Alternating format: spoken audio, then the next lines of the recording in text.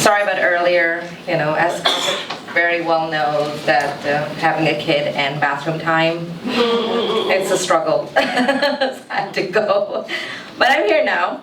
And I wanted to start with talking about an experience I had when I was 12. And I was in Pakistan and, in my home. I had just come back from school and I was extremely tired, and I fell asleep on my couch in my home, on a stress pack. There was a couch in my home, and I was 12. And I have a weird habit of sleeping, so I sleep how my daughter now sleeps. I sleep on my stomach with my butt out for the most part. That's the most comfortable position for me. And I was sleeping like that, and then I didn't know that I had an aunt over. And the next thing I remember is somebody shaking me and trying to wake me up. And I was just like, what happened? And she was concerned that I was asleep. I was in such deep sleep that she was trying to call me for the last, few minutes. She was calling my name, and I didn't wake up. And girls should never sleep like that. And the second reason, she was just like, you're sleeping with your butt out. Okay, so I was supposed to do two things. First, not sleep deep, and I was 12, and make sure that my body is in a very protective, covered position while I'm sleeping.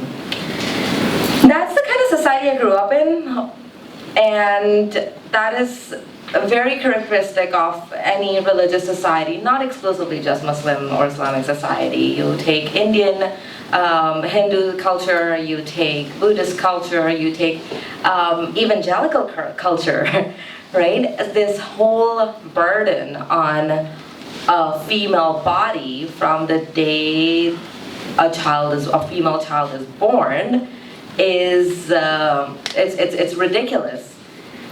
And speaking from my personal experience of growing up in an Islamic society and in an Islamic country, where my family was not necessarily, insane.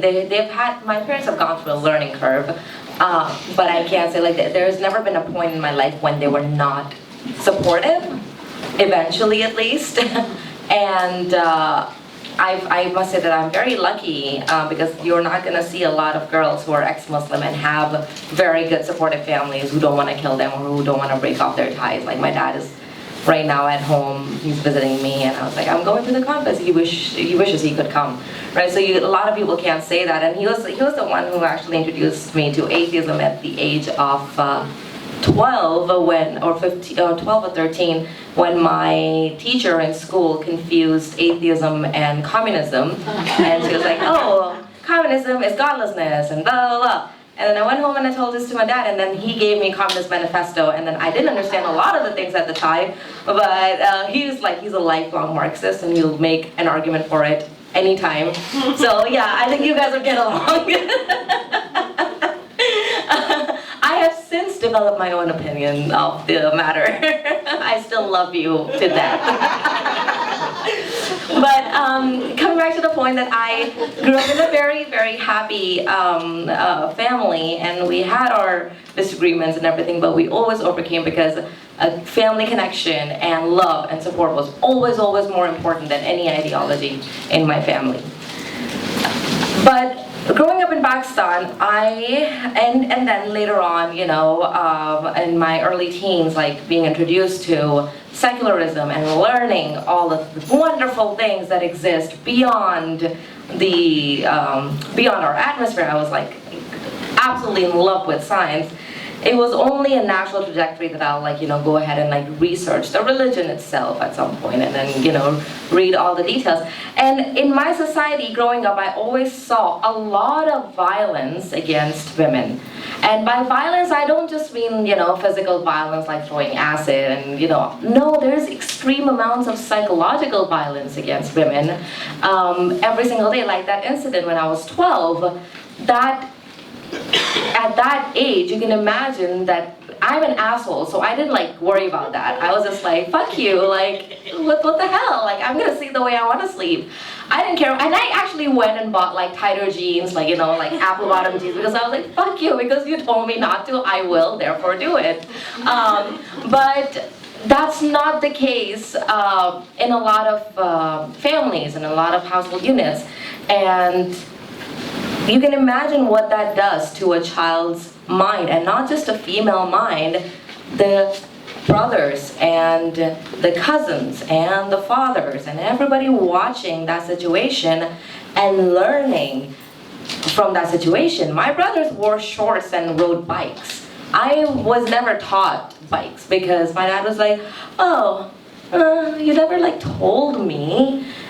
You know, but my brother was offered to learn bikes. Like, as progressive as my dad is, even that didn't occur to him. So it's that kind of society in which you are already promoting psychological violence, but on top of that, you also have religious justifications for it, right? And that's where religion is an incredibly unique evil, because all the other evils you can go, if you walk up to somebody and be like, you know, beating your wife is wrong, they'd be like, yeah. But by the way, in the Quran, you can beat her with a feather, like BDSM 50 Shades of Grey, 7th century AD. Like, what is that, right? Like, speaking of like, oh, Quran has so many things that humans didn't know before. Yes, 50 Shades of Grey, we didn't know before. But like, honestly, if you can use the religion, or religion gives you the avenue to justify all of that stuff. Like, even recently, most recently, all that child separation nonsense that's going on in this country, it's justified by Bible verses, right? And everyone's like, oh, Bible doesn't say that, but it does. And it did, as it was said by the Attorney General himself, right? So religion gives people this avenue justifying their violent behavior, violent thoughts, and making the society compliant with that, instead of when your first moral objection should be, this is wrong. When religion is thrown into the equation, you start making excuses and start accommodating that bullshit. So this is where I am going to tie in what I do and why I do that. So I am a photographer, and I have been doing photography exclusively for a few years now. And after going through, you know, a lot of shoot and burn and a lot of like weddings, because of like consistent source of income, like, you know, 12 hours and $5,000, okay, I'll take it. But it wasn't really speaking to me deep down. And then I saw this genre, boudoir photography. And boudoir photography is basically a genre, like all the photographs that you see of Victoria's Secret models, like in the store and whatnot, it gives women an opportunity to feel that same way in their own, the way they want to dress. Like if they want to wear a lingerie, they want to wear jeans and a bra or nothing. It gives them the freedom to put themselves into that situation and learn about themselves and embrace their sexuality, right? And when I started doing that, and I talked to a business coach too once, and they looked at my website and they're like, your most consistently artistic and beautiful work is your boudoir photography. Why is that? And that's when I was like, maybe I should just be doing boudoir instead of doing like everything from like, you know, like crazy segregated weddings in Toronto, like believe it or not, like full-blown niqabi, women's only, mixed section, men's only weddings. Because I'm a South Asian woman, so those were the inquiries I was getting, right? Or I could do the complete opposite, right? And then women have the choice of like, you know, me, like, I'm not gonna like go around and put photos of women everywhere. I'm gonna come back to this point too. If they give me permission, I go around and do that. And then when they first come into the city, they're just like, oh, maybe like I'll just like, you know, just pull this down a little bit and do that. 5 minutes later, everything is off. Because they're like, yes, let's do this, right? So growing up in Pakistan and in that culture, and then having religion in the mix, I saw a very complicated relationship with sex and violence. Because enjoying anything related to sex, even having thoughts, is wrong. especially for the woman, because you don't need to have an orgasm to have a baby, right? You don't need to enjoy anything. That's why you don't even talk about orgasms, even to the point that there is female circumcision in Islam. And at the same time, sex is a reward in the afterlife for men, right? So they're supposed to not explore sex here, but aspire to sex. And endless sex, prepubescent sex, child rape sex, basically. That's what they're supposed to aspire to if they behave in this world. And that leaves these men and their psychology in a very complicated relationship with sex and violence, because their training is to be violent against women, whether they're physically, psychologically, or both, right? But they also need to be desiring women at the same time. And that is one of the biggest reasons why I'm against modesty culture. Because I think that men become more empowered and in their violent, in the complicated relationship with sex and violence, because women are not encouraged enough to say yes, right? We're all talking about the rape culture and everything. No means no. When she says no, stop. When she doesn't want to stop. But when was the last time we started encouraging women that if you want sex, you can just go up and be like, hey, right, let's go to the bar and be like, how you doing? Because that's what I did my entire college life, and I'm like very open about it. I had tons and tons of great sex whenever I wanted to, because I was like, why shouldn't I? So there was this term on campus called man whore, and man whores were like basically entitled to have all the sex they wanted with anybody. And, it was like a rite of passage. Oh, this guy's going to have sex with everybody. But the second a woman was like that on campus, it was just like, slut. Right? Why is like a man or something, somebody should aspire to hook up with, but like a slut is just like, oh my God, no, that's wrong. We shouldn't be doing that. It devalues a woman. I'm like, no, having sex is not devaluing me. It's like increasing my, test drive pool. You know what? Yeah, because finally when I want to buy a car, I want to know, like, I've ridden all the good ones, right? And then I can actually test, okay, this one fits the bill. I don't know what you guys are thinking about Ali right now, but but that is the reason why I'm against modesty culture. I think that anybody who says the bullshit thing that, it's okay if a woman wants to be modest, it's her choice. No shit, Sherlock, it's her choice. Like, it's also a woman's choice to go vote for Trump, but are you not gonna hold her accountable for that? Right? So are we not gonna hold people accountable for why only encourage women for modesty culture? Why is it okay for a dude to wear shorts and walk around in the park, right? And then his wife is in a burqa, right? Why is that acceptable? And one of the most interesting things is that the biggest critics of female sexuality are women. When Beyonce came out with her song Blow, it was black women who were writing these articles that, why is she talking about like a clitoris? That's so cheap and like this. Are you serious? How many songs can you think of that talk about a woman, a woman having somebody go down on her? Like, I can't think of like very many songs. Like Blow is like probably the only song I can think of. So what? Sorry? Denise LaSalle, lick it before you stick it. There you go. But if I were to ask you how many songs you can think of like male sexuality and like guys, being like, yeah, like suck it and ride it and like grind it. How many songs can you name? Like I can make an entire playlist right now. But that you can play on the radio. That is all good. But Blow you can't. You can't even talk about it. And then women are gonna go around and talking about, this is cheap. Why is that? And I think that has a lot to do with internalized victimhood, internalized society, like society that encourages modesty culture. If you're modest, you're safe. You're playing it safe. I am against that culture. I am going to say again and again, even if you're following me on social media and stuff, you must have seen how strongly against I am things like the hijab. I think, yes, it's a woman's right, but I will go ahead and every opportunity I get, It is an anti-feminist choice.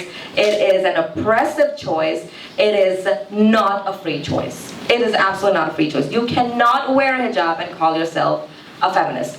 You cannot promote modesty and say that's a virtue and be a feminist at the same time. Because you are saying that people who are not doing that lack something. They are an unwrapped candy, right? They are a diamond. We're ready to be stolen, like, because we are all objects, right? Like, we're not humans with feelings. We're like diamonds and candy.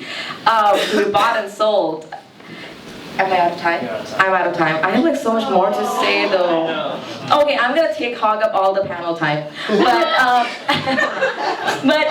I have like so much more to say. It's gonna be like a very abrupt end, but I will continue later on. But I wanted to, in the interest of time and my love for Kashif, I wanted to say that one of the biggest reasons why I'm against modesty culture and how it ties in with my atheism and my love for critical thinking and science is that, first of all, slut shaming gave us one of the biggest religions in the world, Christianity, right? Because Mary, oh, it's immaculate conception. Because she couldn't say, she begged, right? She couldn't say it. And that gave us Christianity. Like, holy shit, look at the damage slut shaming does. Like, are you seriously gonna sit there and be like, no, this is harmless? Like, modesty is harmless, like me wearing, like, you know, a burqa is harmless? No, fuck you. And I don't wanna, like, you know, bring another religion into this world. So, religion, like, slut shaming gave us religion. And religion really, really concentrates on, like, female body. Like most, like 80% of religious texts are all about, like, regulating female body, when to reproduce, how to reproduce, blah, blah. There's, like, only, like, 20%. The other 20% is, like, how to, like, kill those who don't want to comply with you, right? So, I really, really think that, and I have seen this trend, too, where women are sexually aware, sexually advanced, sexually liberated, there is less violence in those society, there is more pluralism, and there is less religion. That means the women who are sexually liberated are more confident about thinking for themselves. They're more confident about taking steps that are better for the society as a whole. They raise better children overall. And it's not, don't go by my word, just look at the world statistics and see the most peaceful countries in the world are the countries that have the least sexual restrictions and the least marijuana restrictions too. You know? Proud to be Canadian right now. Yeah, like come September you guys can get recreationally high there. So, yeah, it doesn't work for me because I get migraines, but indica is great, like for migraines. But, So for me, to encourage women to take their clothes off and have their photographs taken, and I think that is one way that I'm fighting against religious bullshit. That's one way I'm empowering women for them to think for themselves. When they look at themselves and when they can accept themselves, that's when we'll see a better world. And on one last note, I also wanted to talk, I know you hate me. Just give me 1 minute, one more minute. For the love of Zoe. This minute is for Zoe, okay? I'm Trump, I'm gonna use my child as a bargaining chip.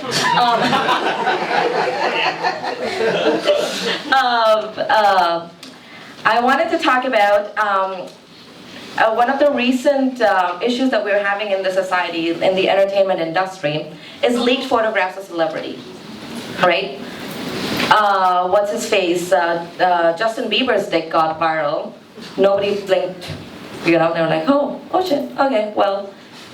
The second a female celebrity's nude photos go online, everything is just like, oh, dudes in Pakistan, in the US, everywhere else. I received this similar threat from an ex of mine who threatened that I'm going to make your naked photos viral if you XYZ, if you don't do XYZ, or because you did XYZ.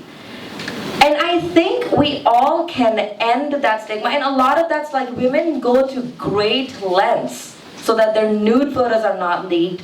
And when they are, like Jennifer Lawrence, they issue huge apologies And they're like, oh, I was doing it for this reason. I was doing it for that reason. You don't need to justify to anybody why you want to take photos of yourself, why do you want to look at yourself naked in a mirror. You don't need to justify to anybody. But the way we can get over this is if we normalize this.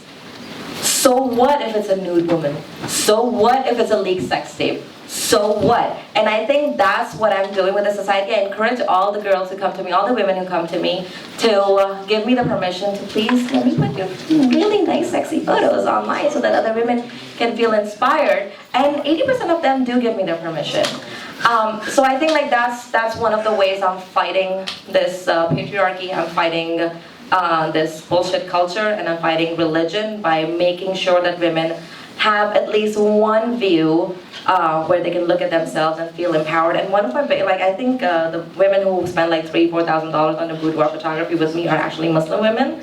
So that does tell you something. And yeah, that's my contribution to the society. And you guys are making me abruptly cut off.